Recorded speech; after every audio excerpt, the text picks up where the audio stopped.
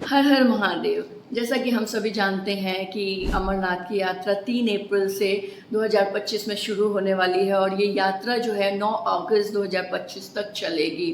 यानी कि 38 दिनों का जो ये टाइम रहता है, ये बहुत ही शुभ और भक्तों के लिए एक आनंददायी टाइम होता है। 38 दिनों तक ये यात्रा चलती है, जिसमें लाखों की संख्या में भक्तजन बाबा बर्फानी के दर्शन के लिए अलग अलग कोने से आते हैं। 13 अप्रैल से ऑलरेडी रजिस्ट्रेशन शुरू हो चुके हैं, जिसमें 13 इयर्स से लेके 70 इयर्स के एज तक के जो श्रद्धालु हैं वो अपना रजिस्ट्रेशन करा सकते हैं। And as per Amarnath shrine board information, इस बार जो प्रतिदिन श्रद्धालुओं की संख्या रहेगी वो 7500 से लेके 15,000 तक रह सकती है। तो बाबा के भक्तों, क्या आपने कभी ये सोचा है कि ज्योतिषीय रूप से अगर देखा जाए तो अगर शुभ मुहूर्त और शुभ दशा में ये यात्रा की जाए तो बाबा अमरनाथ की यात्रा का फल कई गुना अधिक मिलता है। नमस्कार दोस्तों, मैं प्रिया सिंह, आप देख रहे हैं एस्ट्रो सेवा टॉक और आज हम अमरनाथ यात्रा का कंप्लीट रोड मैप डिस्कस करेंगे। इसका आध्यात्मिक महत्व क्या है, कौन सा मुहूर्त अच्छा है आपके वहाँ जाने के लिए और बाबा के दर्शन के लिए कौन कौन सी चीज़ें आप साथ लेके जाएंगे तो ये यात्रा आपकी पूर्ण होगी। तो इस वर्ष अगर आप अमरनाथ यात्रा की योजना बना रहे हैं तो ये सिर्फ एक यात्रा नहीं है, बल्कि ये एक साधना है। और ये वीडियो उन सभी दर्शकों के लिए है जो अमरनाथ जी की यात्रा तो करना चाहते हैं, दर्शन तो करना चाहते हैं, बट किसी न किसी कारणवश सही मार्गदर्शन और ज्योतिषीय सलाह के बिना आगे नहीं बढ़ना चाहते। अमरनाथ की गुफा वो दिव्य स्थान है जहाँ भगवान शिव जी ने माता पार्वती को दिव्य कथा सुनाई थी, जो कि इंसान के जन्म और मरण के बीच का जो रहस्य है उसको उजागर करता है। ये यात्रा केवल हिमालय की कठिन चढ़ाई नहीं है, बल्कि ये एक साधना है, एक तपस्या है और आपके अंदर छुपे मैं को ढूंढने की एक प्रक्रिया है। अब आप सोच रहे होंगे कि इस अमरनाथ यात्रा की कथा से और अमरनाथ यात्रा से मुझे क्या लाभ होगा। तो चलिए मैं आपको एक कहानी सुनाती हूँ। कैसे इंसान की कहानी जिसके मन में, जीवन में सिर्फ रुकावटें थी, नौकरी में प्रॉब्लम, घर में प्रॉब्लम, मन में डर, किसी चीज़, हर चीज़ में बाधा, कुंडली में भी राहु केतु शनि का दोष। तो किसी ने उनको कहा आप जाइए और बाबा बर्फानी के दर्शन कीजिए। वो गए और वहाँ पे जाके उन्होंने जब वो बर्फ़ का शिवलिंग देखा तो उनकी रूह कांप गई। वो गया, बर्फ़ की ढकी हुई गुफा में जब पहली बार शिवलिंग देखा, उसकी आंखें नम हो गई, रूह कांप गई। और यकीन मानिए ये उसकी लाइफ का यू टर्न था। जब वो वहाँ से वापस अपने घर गया, उसके मन में कोई भय, कोई डर नहीं था। जैसे उसने सारा डर, भय, चिंता बाबा को समर्पित कर दिया था। वापस जाते ही लाइफ ने यू टर्न ले लिया, उसकी शादी तय हो गई, उसकी नौकरी लग गई।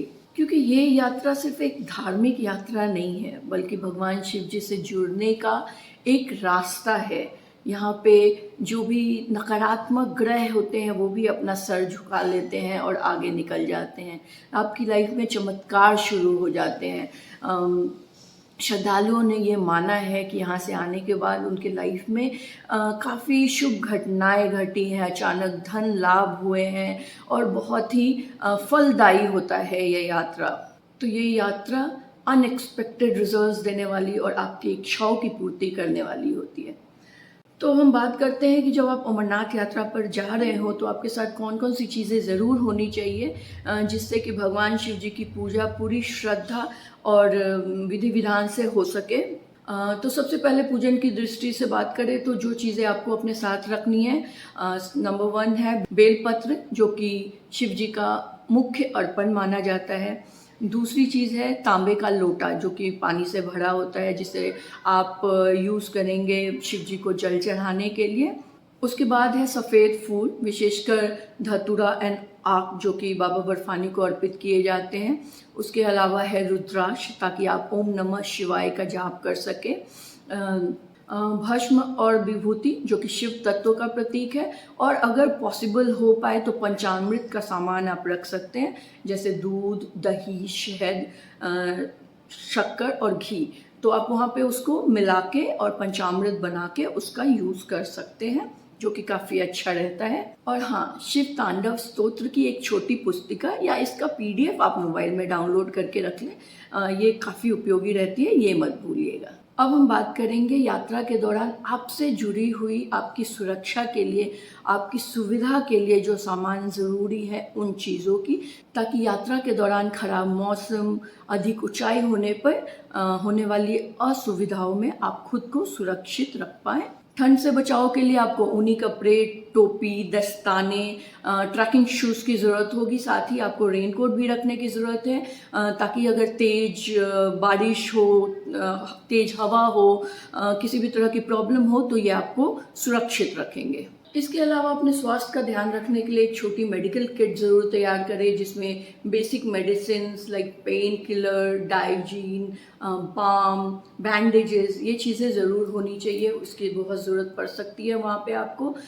साथ ही आपको अपना आईडी प्रूफ हमेशा अपने साथ रखने की ज़रूरत है। 6 पासपोर्ट साइज़ फ़ोटोग्राफ हमेशा रखें, क्योंकि एवरी चेक पॉइंट पे उसकी ज़रूरत होती है। और यात्रा का परमिट जो है वो अपने साथ रखें।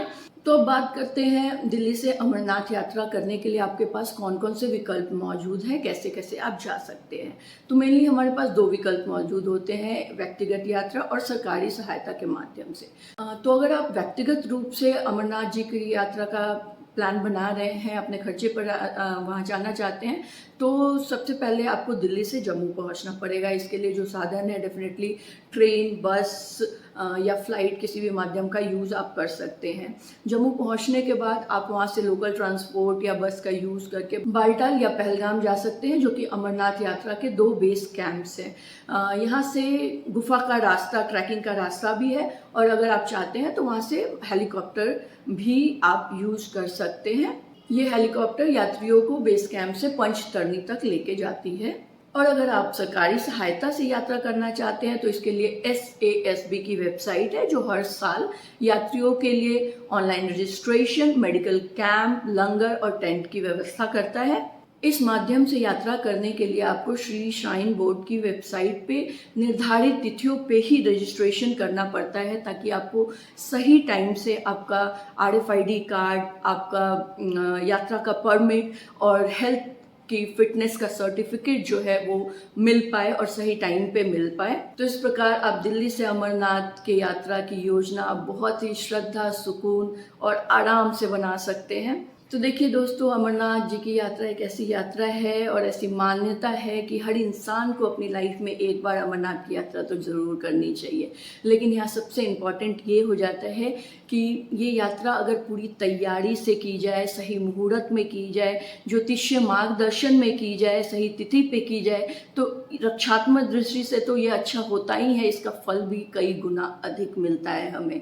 अगर आप अभी भी श्योर नहीं हैं कि किस तिथि पे, किस मुहूर्त में आपको ये यात्रा करनी चाहिए, तो आप कभी भी एस्ट्रो सेवा टॉक पे कंसल्ट कर सकते हैं। हमारे एक्सपर्ट एस्ट्रोलॉजर से चैट और कॉल कर सकते हैं, ताकि वो आपकी कुंडली और चार्ट को देख के बता सके कि कौन सा तिथि, कौन सा मुहूर्त, कौन सा नक्षत्र आपके लिए अच्छा है, ताकि आप इस यात्रा का अधिकतम लाभ उठा सकें। तो दोस्तों, मैं उम्मीद करती हूँ ये वीडियो आपको ज़रूर पसंद आया होगा। तो ऐसी ही धार्मिक और ज्योतिष से जुड़ी हुई जानकारियों के लिए एस्ट्रो सेवा टॉक को फॉलो कीजिए और हमारी वेबसाइट को विजिट कीजिए। हर हर महादेव।